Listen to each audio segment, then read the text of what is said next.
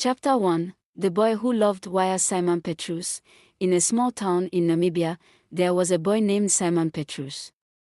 He lived with his mom and dad in a tiny house made of bricks and love. His parents were not rich. In fact, they didn't have jobs. But they had something very special. They believed in Simon. Simon loved to fix things.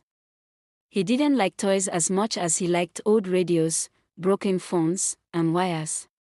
Every time he saw something that didn't work, he would smile and say, "Let me try to fix it."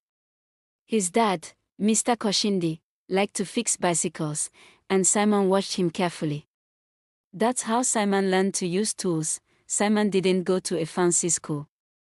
He went to a regular school just like many children in Africa. But something was different about him. While other kids played soccer at break time, Simon would sit under a tree, drawing pictures of machines in his notebook. At home, he had no fancy lab. His lab was just a wooden table in the corner of his bedroom. He used old batteries, wires from broken TVs, and parts he found in the trash. He even asked neighbors to give him any broken electronics they didn't want. Slowly, he began building small gadgets. He made a little fan that worked, a phone charger, and even a light powered by the sun. His mom, Maria, was proud but also worried. They didn't have much money. Still, she used all her savings, about 2,000 Namibian dollars, to buy Simon the parts he needed. She told him, "My son, I don't have gold or silver to give you.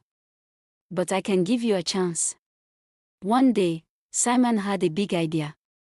What if I make a phone that doesn't need airtime? He hated seeing his parents struggle just to buy credit. Some families couldn't even make a call when someone was sick. He wanted to change that, so, at just 17 years old, Simon started a secret project, a special phone that worked without airtime or a SIM card.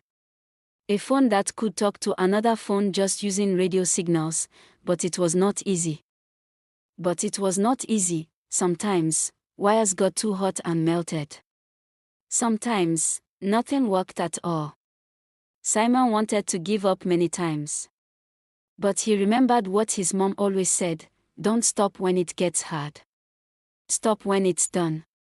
So he kept going. For 2 whole years, Simon worked on his invention. Day and night. In the hot sun. In the cold. Even when his friends laughed and said, "That thing will never work." But Simon believed. And then, something amazing happened. He picked up his phone. He pressed the button. His friend, holding the second phone, was far away, and then, "Hello." The voice came through. It worked. Simon had done it. A phone that needed no credit, no SIM card, just his brain and a bit of broken metal. And that's when everything changed. The whole world is watching. When Simon's phone started working, his school couldn't believe it.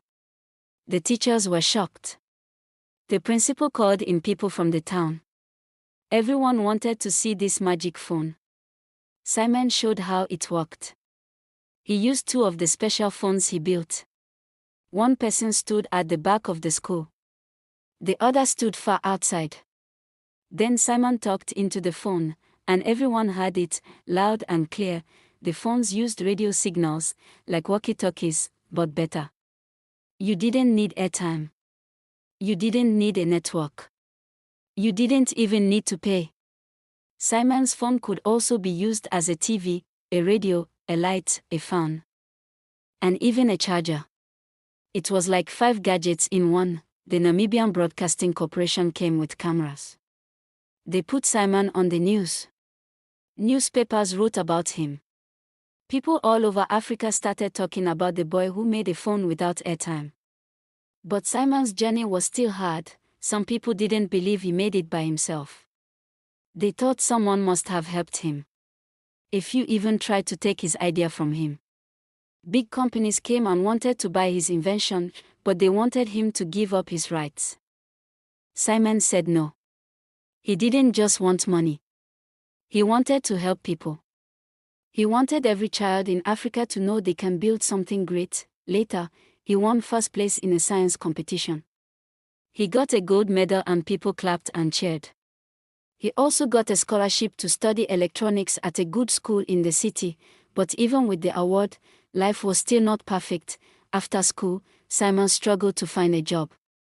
People forgot his name for a while. But he never gave up. He kept building, learning, and helping others. He started teaching younger kids how to make simple machines. He told them, "Don't wait to be rich to change the world. Use what you have now." And in his hometown, his first invention, the airtime free phone, is now kept in a glass box, so no one ever forgets the boy who believed that talking to someone should be free.